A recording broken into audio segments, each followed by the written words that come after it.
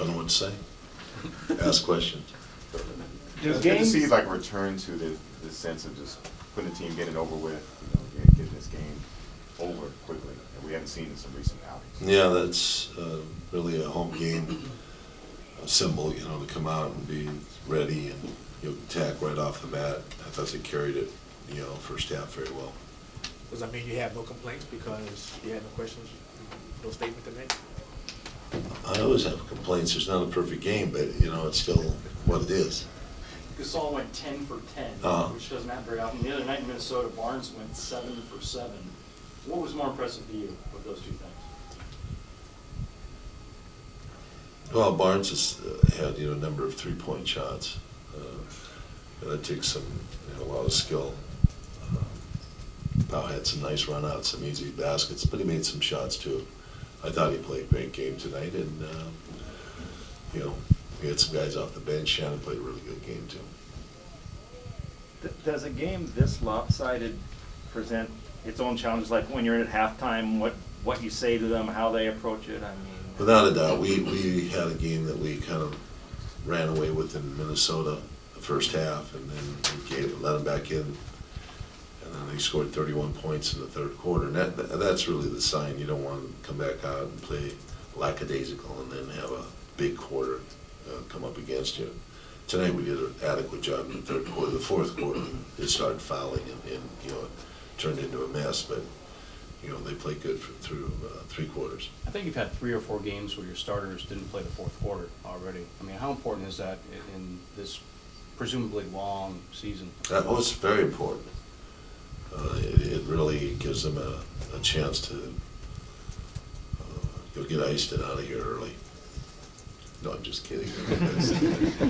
The idea is really to settle in and support the guys who are out there, give them some encouragement when they come in on the timeouts. There's a lot of things to learn in a game.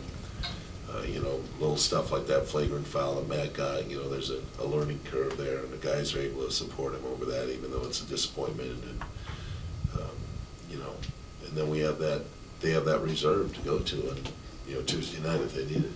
You've often remarked that just the first game after a road trip proves its own challenge. You're just being able to continue the same rhythm and fresh start. Did you see any signs leading up to this that indicated that it would be the complete opposite? We really talked about it this morning, focused on it at the shoot-around, and about coming back from the road, playing on Sunday evening, early games. Those type of things are all a little bit disruptive to our normal schedule, and you have to take advantage of it.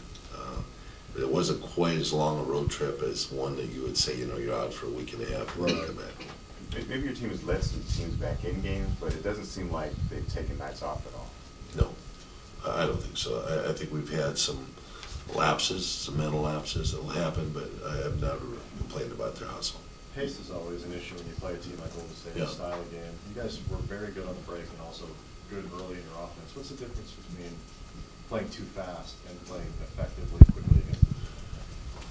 Well, there's a number of occasions in which the ball came down. We had a good pace on the floor. We ran the floor well. There wasn't a fast break, but we got into that flow in which the ball moved a couple times. And then Powell was maybe going down the middle of the lane, or Ron had a mismatch, and the guys were able to find him on the swing of the ball, and he got a layup underneath. And those are the type of things that are advantageous in playing a higher pace game, but yet you're not just running and shooting 1-2 pass type of thing. So I think it's very important that we play a pace that we can sustain.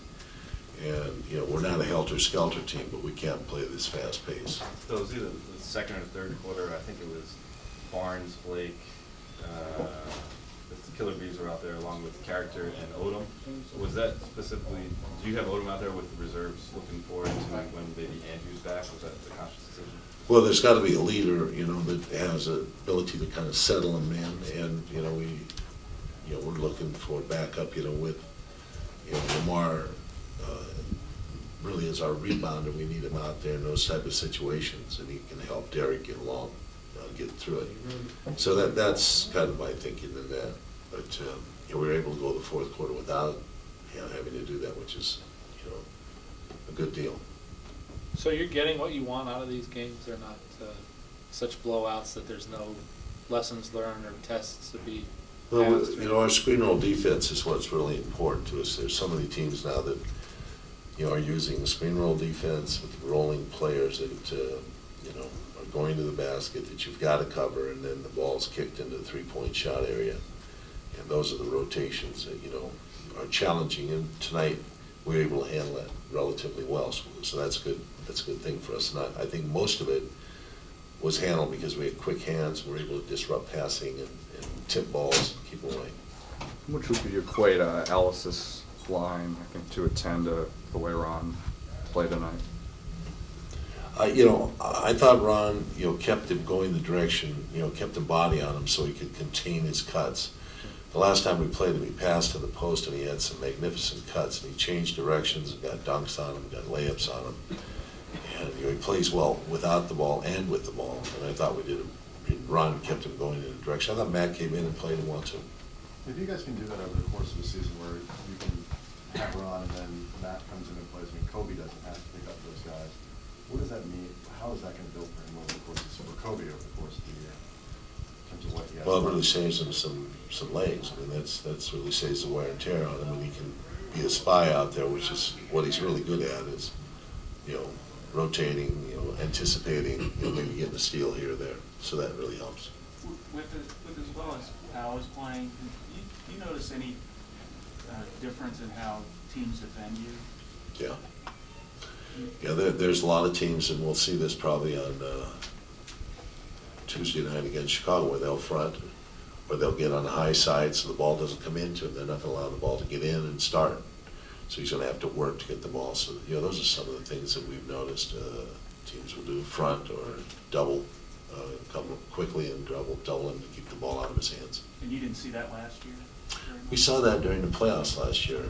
We saw it at times last year.